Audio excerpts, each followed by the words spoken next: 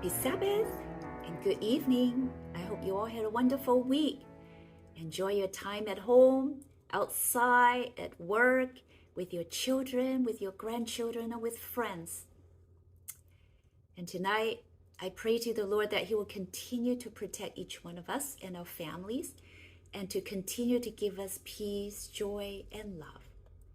And furthermore, we also want to ask for His mercy to forgive us of our sins, and to send His Spirit to instruct us and to warn us when we do wrong. And we don't want to fall in the same trap of those people that we're going to talk about tonight. Tonight we're studying chapter 6 of Genesis. Well, Adam's children had greatly increased in number.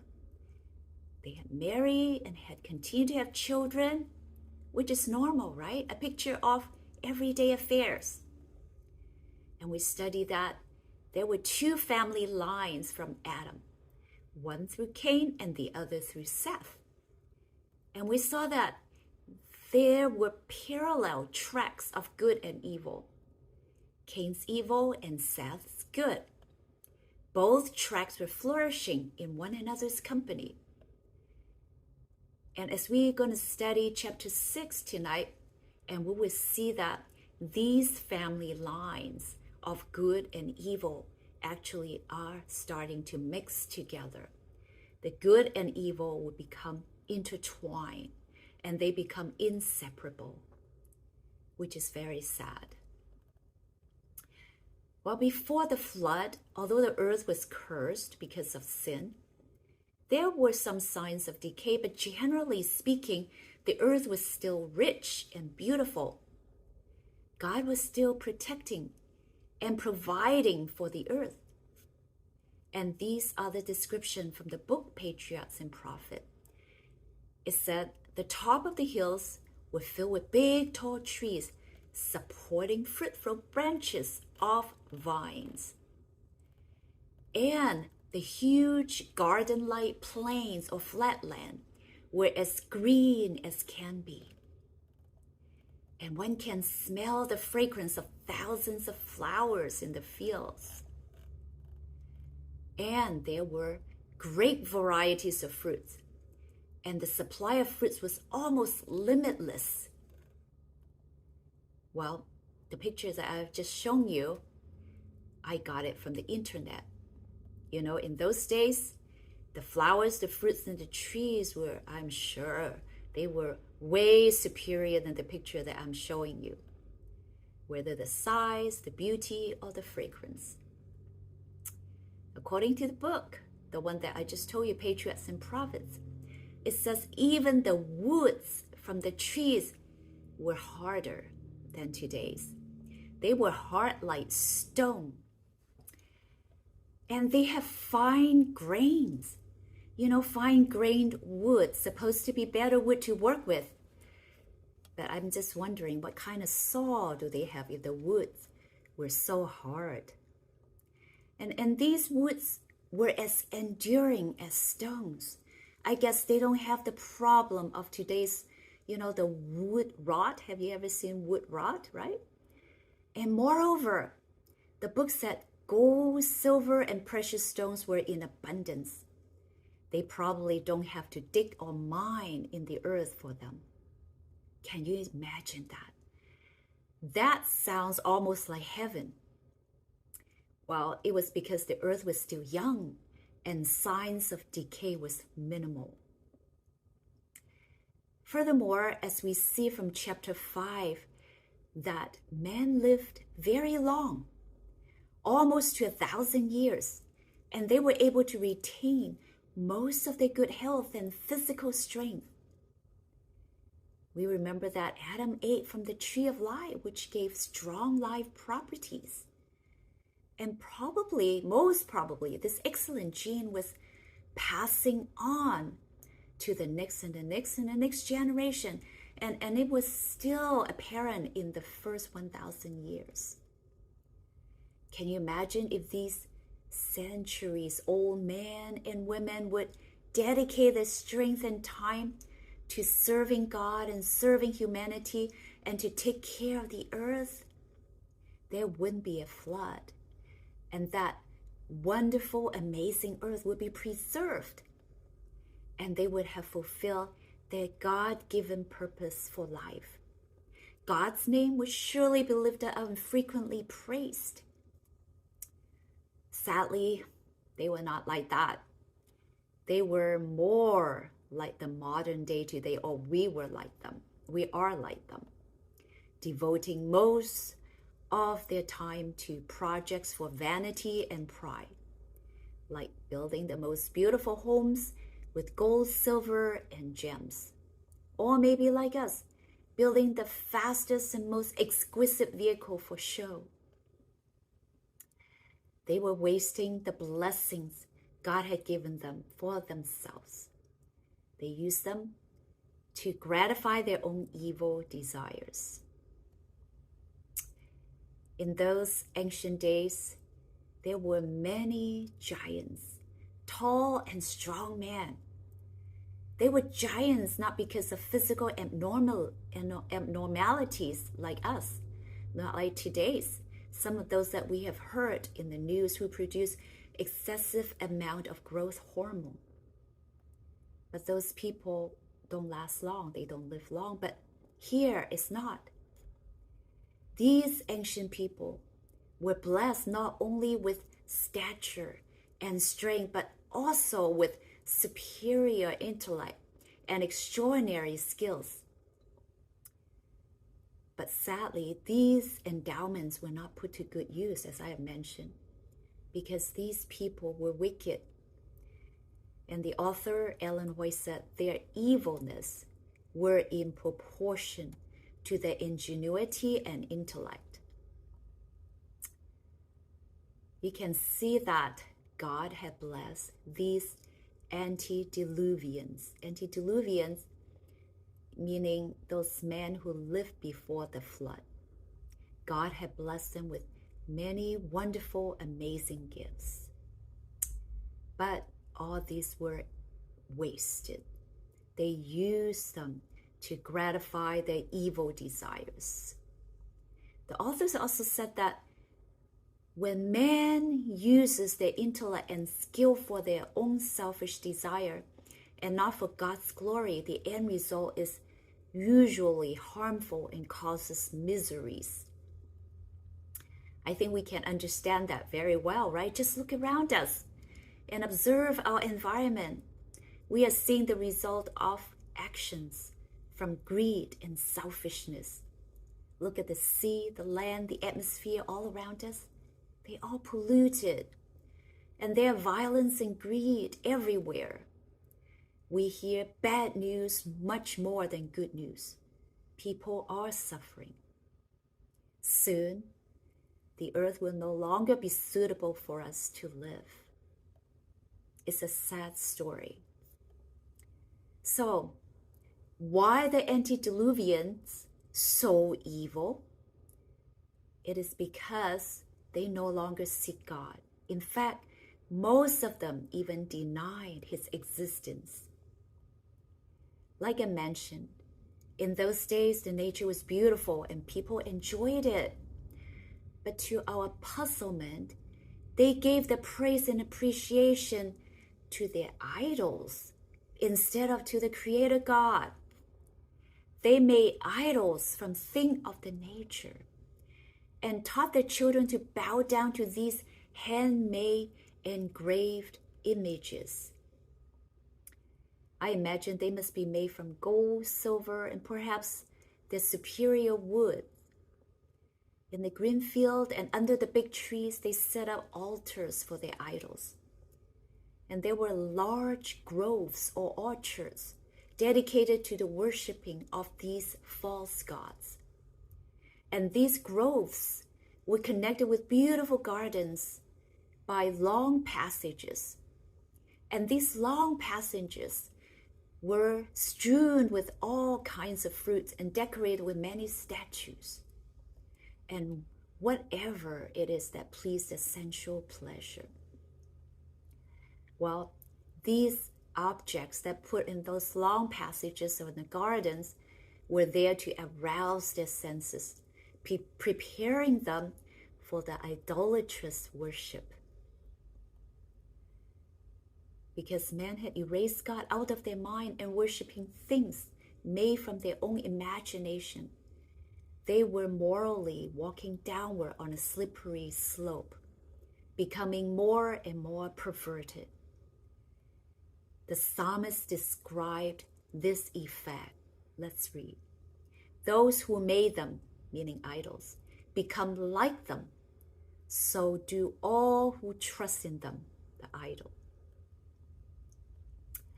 The basic core truth we have learned is, by beholding, we become changed. Beholding means keep looking at or spending time with. So if we behold or beholding good things that are positive, we will become the like of these good things. But if we are beholding or behold these bad and evil things, we will become the like of these bad things. As a result, the antediluvians, or these ancient people, lived an immoral and debased life. Let's read verse 5 and verse 11. God saw that the wickedness of man was great in the earth, and that every imagination of the thoughts of his heart was only evil continually. The earth also was corrupt before God, and the earth was filled with violence. God had given men guidelines to live by. His commandments was there to provide standard for their life, but they rejected and trampled his law. As a result, every imaginable sin was carried out. The bold, evil act was done in the open. There was no justice. And those who were oppressed cried out to heaven. Covetous of others' wives, covetous of others' properties were common. The people were taking what didn't belong to them by force. Violence was everywhere. They killed animals for food, so killing had become such a common thing that they become indifferent even to human life. The world was only 1,000 years old, and yet immorality, wickedness had become so deep and widespread that God could no longer bear with it. And he said, Then the Lord said, My spirit shall not abide in man forever, for he is flesh. His days shall be 120 years. Verse 3. I will destroy man whom I have created from the face of the earth. Verse 7. Man polluted everywhere with the sin, and God said his spirit shouldn't have to waste his great effort to help the unresponsive, guilty race. God decided that he would give them 120 more years, that he would erase them from his creation and destroy the things that he had blessed the world with. He would sweep away the animals of the land and the abundant vegetation he gave them for food, and the world would be transformed from being beautiful into being desolated and ruined. Fortunately, not everyone was evil and bad. In the midst of these corruption, Methuselah, Noah, and others were righteous. They worked diligently to keep alive the knowledge of the true God, and they tried very hard to go against the tide of evil. 120 years before the flood, the Lord sent a holy angel to tell Noah about the flood and instructed him to build an ark.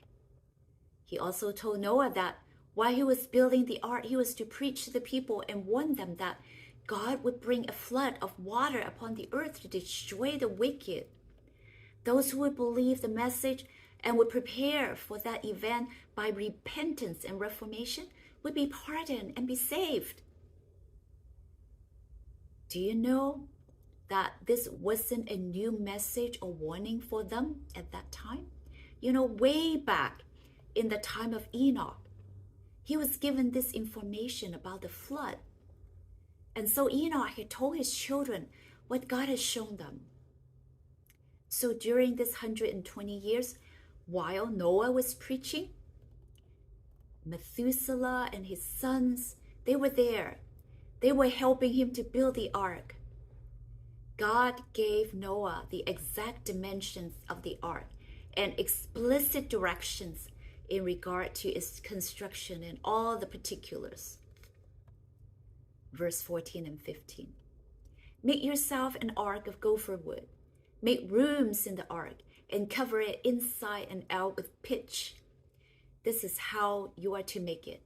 The length of the ark would be 300 cubits, its breadth 50 cubits, and its height 30 cubits. Make a roof for the ark and finish it to a cubit above, and set the door of the ark in its side. Make it with lower, second, and third decks.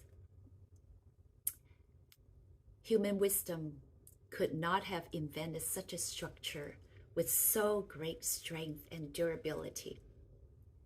God was the designer, and Noah was the master builder. It was constructed like the structure of a ship, that it might float on the water, but in some respect, it was more like a house. It was 3 stories high, with only one door, and which was in the side. The light comes from the top, and the different compartments were so arranged that all can receive light. The material used for the construction of the ark was cypress or gopher wood, which is resistant to decay for many years. The building of this huge structure was a slow and laborious process. They have to cut down the big tree and then prepare the wood into lumber. Although the men in those days were stronger than today's, but it was still a huge task for them. They, Noah and his helpers, eventually finished the job. But, when we observe the effects of the flood, like the Grand Canyon, we know God was the one who ultimately preserved them in this huge, tempestuous, stormy water. And Paul also said, by faith, Noah, being warned of God of things not seen as yet, moved with fear, prepared an ark to the saving of his house, by the which he condemned the world and became heir of the righteousness which is by faith. While Noah was giving his warning message to the world, his faith and diligent works speaks loudly and clearly to all those who are watching and listening. He was demonstrating his faith in God's words in action. He showed the world an example of what it is to believe what God says. Noah invested every resource he had in the ark. As he began to construct that big boat on dry ground, multitudes came from every direction to watch this strange sight, to hear his solemn, sincere words. Every strike of the hammer was a witness to the people that Noah was sincere about his warning. Many at first were seemingly receptive to the warning, but they didn't repent and return to God because they were not willing to let go of their sins.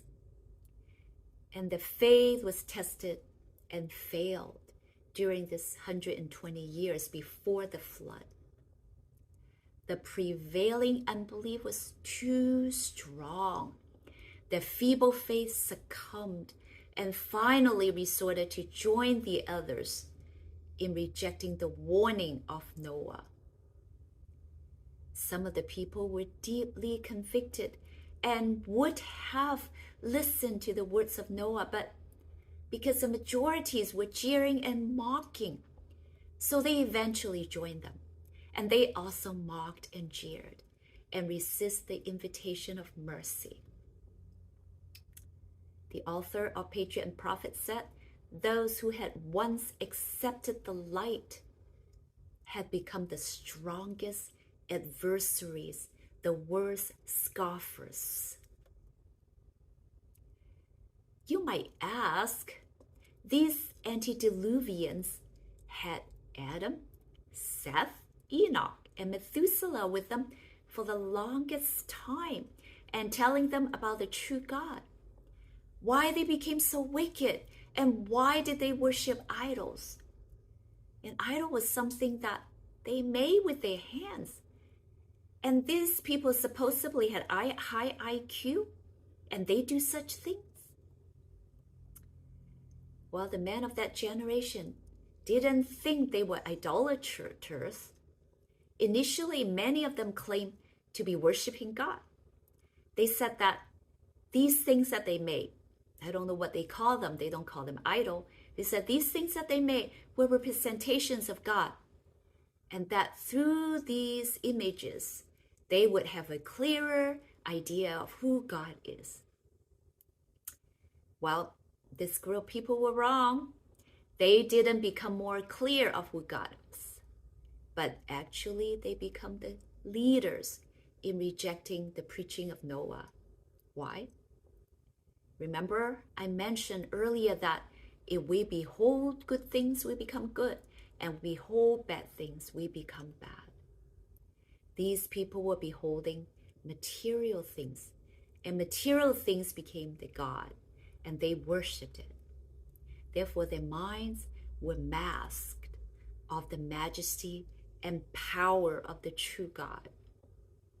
They were blinded to the holiness, sacred character of God, and became indifferent to his command and said that the laws of God were no longer valid. Well, we have experienced the effect of this kind of osmosis. When everyone around us is sinning, sin appears less and less sinful. And that was what happened in those days. God's character is merciful, and it is contrary to him to punish transgression.